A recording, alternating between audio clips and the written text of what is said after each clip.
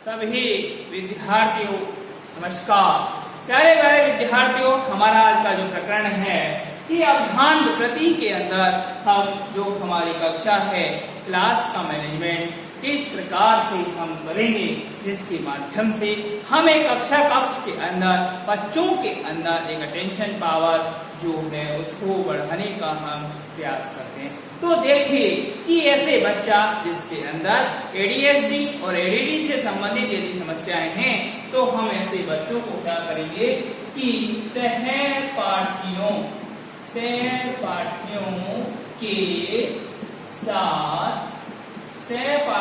के साथ बैठाना, कि हम ऐसे बच्चों को क्या करेंगे कि उनके जो सहपाठी हैं उनके पास बैठाने का प्रयास करेंगे, उनके पास हम उस बालकों को बैठाएंगे। क्योंकि आप देखिए कि जब आप सहपाठियों के पास ऐसे बालकों को बैठाएंगे उससे क्या होगा कि जब बालक अपने सहपाठी के पास बैठेगा तो वह सहपाठी भी उसका ध्यान रखेगा कि बालक ऐसा कोई व्यवहार तो नहीं कर रहा है जिससे उसको और स्वयं को नुकसान हो रहा है। साथ ही साथ आप देखिए एक स्तर एक ही बच्चे को पढ़ाना, यहाँ पर है कि एक समय में हमें एक ही बच्चे को पढ़ाना है, क्योंकि हम यहाँ पर है एक बच्चे को पढ़ाना। आप देखिए कि यदि आप एक समय में यदि एक बच्चे को ही पढ़ाते हैं, इससे क्या होता है कि जो आपका अटेंशन होता है, जब आप हर बच्चे पर आप ध्यान दे सकते हैं, तो यहाँ पर हम क्या करेंगे कि बच्चे को अपने ऐसे सहपाठी के पास बैठाएंगे जो उसका सबसे अच्छा मित्र होता है। इन सब के माध्यम से हमारा मेन कार्य है कि बच्चे के अंदर अटेंशन जो है उसे हमें बढ़ानी है, कि बालक को जब कोई भी क्रिया करवाई जाए तो बालक उस क्रिया पर अधिक ध्यान दे। साथ ही साथ आप देखिए कि हम टाइम आउट विधि का हम यहाँ पर क्या करेंगे कि टाइम आउट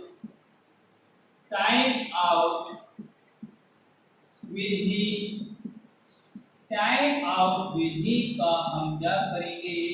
प्रयोग करेंगे। टाइम आउट विधि है कि यदि बच्चा ऐसा कोई भी अवांछनीय व्यवहार करता है जो स्वयं को और दूसरे को नुकसान पहुंचाता है, तो हम उस बच्चे को कुछ समय के लिए कक्षा से बाहर कर देंगे। यदि इस प्रकार से हम बालकों को सिखाएंगे तो बालकों के अंदर एक नेगेटिव रिइंफोर्समेंट भी जाएगा कि यदि वह अच्छा व्यवहार नहीं करेगा तो उसे क्या होगा कि कक्षा से बाहर निकाल दिया जाएगा। साथ ही साथ हमें ऐसे जो चीजें हैं जो कक्षा में जो बच्चे को विचलित कर रही है, यानी ध्यान को विचलित करने वाली जो वस्तुएं हैं उनको हटाना है। जैसे हम क्या करते हैं कि खिड़की, शोरगुल, ये जो चीजें हैं, खेल का मैदान, ऐसी चीजें जो बच्चे को क्या करती हैं कि रुकावट उत्पन्न कर रही है, कि बच्चा उन व्यवहारों को नहीं सीख पा रहा है, कि यदि वह उसका मन खेल के मैदान में बार बार लग रहा है कि उसे यदि खेलना है, हम बच्चे के लिए ऐसी कक्ष का निर्माण करेंगे जहां पर ऐसी कोई भी प्रतिक्रिया नहीं होनी चाहिए जो बच्चे को सिखाते समय क्या करती है, डिस्टर्ब करती है। साथ ही साथ हम बच्चे के लिए यहाँ पर टोकन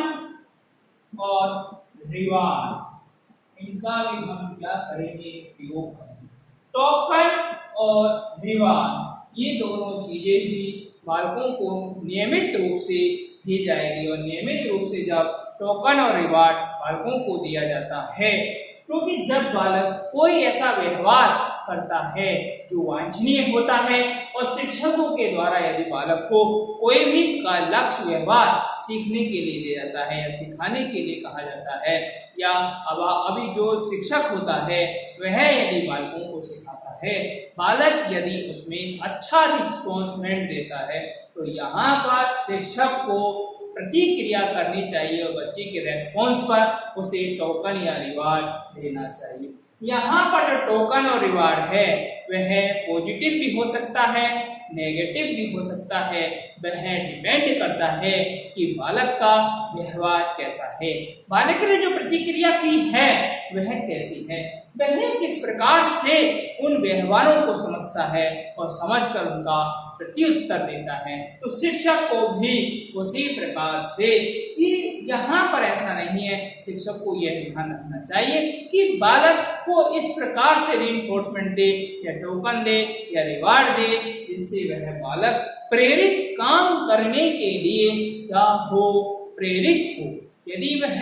इस प्रकार से प्रेरित होगा तो क्या होगा कि बच्चे के अंदर जो अटेंशन पावर क्षमता है वह क्या होगी, बढ़ेगी। बच्चा उस व्यवहार को करने के लिए ललित होगा या उसको करने के लिए प्रेरित होगा जो अभिभावक या शिक्षक के द्वारा बच्चे को करवाया जाता है। क्योंकि यहाँ पर कुछ ऐसे व्यवहार जो कक्षा कक्ष के अंदर शिक्षक के द्वारा कराए जाते हैं, जब बालक कक्षा से फिर अपने घर जाता है तो घर पर जाकर भी अभिभावकों को चाहिए कि वह बच्चे को भी ऐसा व्यवहार सिखाएं जो उसे कक्षा कक्ष या विद्यालय में सिखाया गया। इसके बाद अगला है कि अभिभावक शिक्षण कार्यक्रम बनाना और उसे लागू करना। अभिभावक यहाँ पर है कि जो अभिभावक से संबंधित जो कार्य है उसको हमें क्या करना है, लागू करना है। लागू करने से क्या होगा, अभिभावक शिक्षण कार्यक्रम, अभिभावक शिक्षण कार्यक्रम को हमें क्या करना है, लागू करना है। यदि इस प्रकार से हम अभिभावकों को भी शिक्षण दें, हम अभिभावकों को भी बताएं, क्योंकि हमारे जो बच्चे होते हैं ये डिसेबल होते हैं, दिव्यांग होते हैं, ये सामान्य विद्यार्थियों से इनका जो व्यवहार है थोड़ा अलग होता है, इनका सोचने समझने का जो तरीका है वह भी सामान्य बालक की तरह नहीं है, थोड़ा अलग है। क्योंकि इन बालकों को अधिक सीखने के लिए हमें समय देना चाहिए और जब हम इन बालकों के लिए अच्छा प्रयास करते हैं, हम बालकों के लिए नियमित रूप से हम बालकों को सिखाते हैं, इससे क्या होता है कि बालकों के अंदर ऐसे व्यवहारों को सीखने की बालकों जब ऐसे व्यवहार हैं उनको सीखने के लिए बालक तत्पर होते हैं, तैयार होते हैं, और हमें उनको जरूरत होती है कि हम किस प्रकार से ऐसे हमारे दिव्यांग विद्यार्थी हैं जो ऐसी समस्याओं से ग्रस्त है, हमें उन्हें किस प्रकार से प्रेरित करना है। यहाँ पर जो प्रेरित है वह एक कक्षा कक्ष के अंदर शिक्षक करता है कि बालक को यहाँ पर ऐसी कौन सी क्रियाएं सिखाई जाए, यहाँ पर अभिभावक और शिक्षण कार्यक्रमों को भी बढ़ावा दिया जाए, क्योंकि जब अभिभावक होता है वह बालक को भी घर पर सिखाएं, क्योंकि जो चीज शिक्षक ने शॉर्ट टर्म गोल के अंदर बालकों को सिखाई, यदि उन्हें लॉन्ग टर्म गोल के अंदर लेना चाहता है या बालकों को एक लंबे समय तक उसे रखना है तो अभिभावकों को भी चाहिए कि वह बालकों को सिखाए। साथ ही साथ आप देखिए कि यहाँ पर यदि कोई बालक पहला निर्देश का पालन नहीं करता है तो दूसरी बार उसे निर्देश स्पष्ट रूप से देने चाहिए। यानी निर्देश जो है वह क्या होने चाहिए, निर्देश स्पष्ट होने चाहिए कि जो बालक शिक्षक के द्वारा जो निर्देश दिए जाते हैं, यदि वह बालक उन निर्देशों को नहीं समझ पाता है तो यहाँ पर जो शिक्षक है उसे बालकों को स्पष्ट निर्देश देना चाहिए। स्पष्ट निर्देश जब शिक्षक के द्वारा जब बालकों को दिए जाते हैं तो इससे क्या होता है कि बालक उन व्यवहारों को ठीक प्रकार से करता है जिनके माध्यम से बालक ठीक प्रकार से उन व्यवहारों को कर सकता है। तो यहाँ पर कई ऐसे निर्देश होते हैं जिनको बालक ठीक प्रकार से नहीं समझ पाता है और ठीक प्रकार से नहीं समझ पाने के कारण क्या होता है कि बालक उन व्यवहारों को नहीं कर पाता है। तो यहाँ पर शिक्षक को चाहिए कि वह बालकों को स्पष्ट रूप से भी निर्देश दे। जब वह स्पष्ट रूप से बालकों को निर्देश देगा तो बालक उन व्यवहारों को करने के लिए प्रेरित होंगे और उन व्यवहारों को करेंगे, क्योंकि जब तक बालकों को यह पता नहीं होगा कि शिक्षक उनसे कौन सा लक्ष्य व्यवहार करवाना चाह रहा है, कि वह पढ़ने से संबंधित है, कि वह लिखने से संबंधित है, कि वह गणितीय कौशल से संबंधित है, क्या वह सामाजिक व्यवहार है, मनोरंजनात्मक व्यवहार है, या कोई सा भी ऐसा व्यवहार है जो बालक के लिए जरूरी होता है। इसके लिए शिक्षक को चाहिए कि वह बालकों को स्पष्ट रूप से निर्देश दे। जब वह स्पष्ट रूप से निर्देश देता है तो बालकों को वह व्यवहार ठीक प्रकार से समझ आता है। बालक ऐसे व्यवहारों को करने के लिए तैयार रहते हैं, और यदि यहाँ पर चाहिए कि कक्षा कक्ष के अंदर जो व्यवस्था है उसके अंदर शिक्षक को स्पष्ट रूप से निर्देश देने चाहिए। यदि वह